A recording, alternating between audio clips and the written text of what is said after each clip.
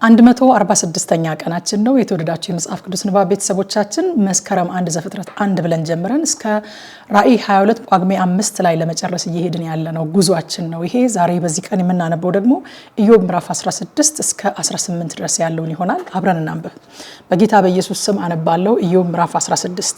ኢዮብም መለሰ እንዲህም አለ፣ እንደዚህ ያለ አይነት ነገር እጅግ ሰማው። እናንተ ሁላችሁ የምታደክሙ አጽናኞች ናችሁ። በእውኑ ከንቱ ቃል ይፈጸማል ወይስ ትመልስ ዘንድ ያነሳሳህ ምንድነው?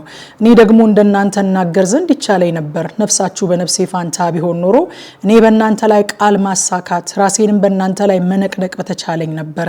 በአፌም ነገር ባበረታኋችሁ ነበር፣ የከንፈሬን ማጽናናት ባልከለከልኩም ነበረ። እኔ ብናገር ህመሜ አይቀነስም፣ ዝምም ብል ከኔ አይወገድም። አሁን ግን አድክሞኛል፣ ወገኔንም ሁሉ አፍርሰሃል። መጨማተሬ ይመሰክርብኛል፣ ክሳቴም ተነስቶብኛል። በፊቴ ይመሰክርብኛል፣ በቁጣው ቀደደኝ፣ እርሱም ጠላኝ። ጥርሶቹንም አፋጨብኝ፣ ጠላቴ አይኑን አፈጠጠብኝ። እነርሱም አፋቸውን ከፈቱብኝ፣ እያላገጡ ጉንጬን ጠፈጠፉኝ፣ በአንድነትም ተሰበሰቡብኝ። እግዚአብሔር ለጠማማ ሰው አሳልፎ ሰጠኝ፣ በክፉዎች እጅ ጣለኝ። ተዘልዬ ተቀምጬ ነበር፣ እርሱም ሰበረኝ።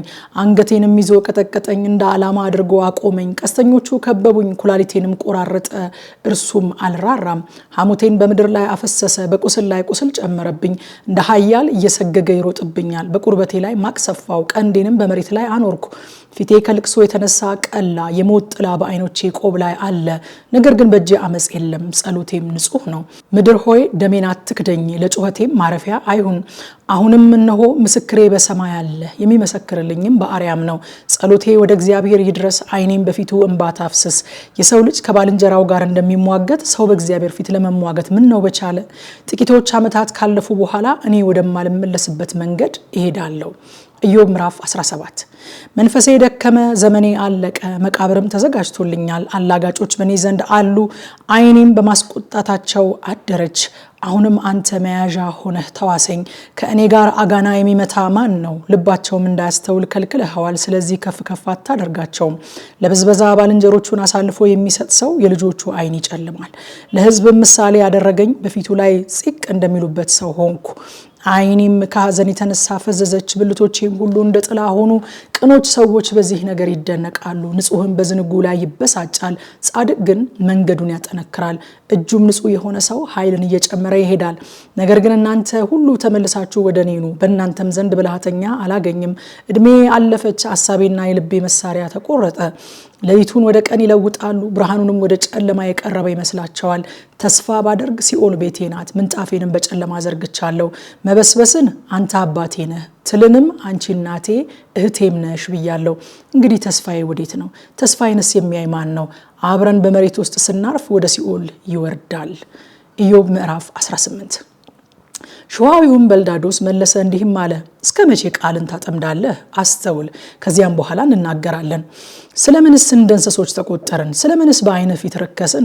ቁጣ ወርሶሃል። አንተ የሞትክ እንደሆነ ምድር ስለ አንተ ባድማ ትሆናለችን? ወይስ አለት ከስፍራው ይነቀላልን? የኃጢአተኛ መብራት ይጠፋል፣ የእሳቱም ነበልባል ብልጭ አይልም። ብርሃን በድንኳን ውስጥ ይጨልማል፣ መብራቱም በላዩ ይጠፋል። የኃይሉም እርምጃ ትጠባለች፣ ምክሩም ትጥለዋለች። እግሩ በወጥመድ ትያዛለች፣ በመረብም ላይ ይሄዳል።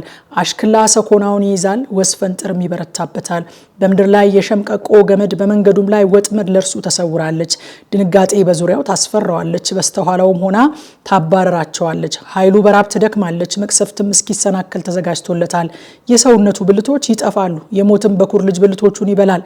ከሚታመንበት ድንኳን ይነቀላል፣ ወደ ድንጋጤም ንጉሥ ያስቸኩሉታል። በድንኳን ውስጥ ለእርሱ የማይሆነው ይኖራል። በመኖሪያው ላይ ዲን ይበተናል፣ ስሩ ከበታቹ ይደርቃል፣ ጫፉም ከበላይ ይረግፋል፣ መታሰቢያውም ከምድር ላይ ይጠፋል። በሜዳም ስም አይቀርለትም። ከብርሃን ወደ ጨለማ ያፈልሱታል፣ ከዓለምም ያሳድዱታል። ዘርም ትውልድም በሕዝቡ መካከል አይሆንለትም። በመኖሪያውም ውስጥ የሚቀመጥ ሰው አይቀርለትም። የፊተኞች ሰዎች እንደደነገጡ እንዲሁ የኋለኞች ሰዎች ስለ ዘመኑ ይደነቃሉ። በእውነት የኃጢአተኞች ቤት እንዲሁ ናት፣ እግዚአብሔርንም የማያውቅ ሰው ስፍራ ይህ ነው ይላል። እንደ ሁልጊዜው ከምሽቱ 3 ሰዓት በኢትዮጵያ ሰዓት አቆጣጠር በቲክቶክ እና በቴሌግራም በቀጥታ ስርጭት የእግዚአብሔርን ቃል ስለምናጠና አብራችሁን የእግዚአብሔርን ቃል ልታጠኑ ጋብዛችኋለሁኝ። ሻሎም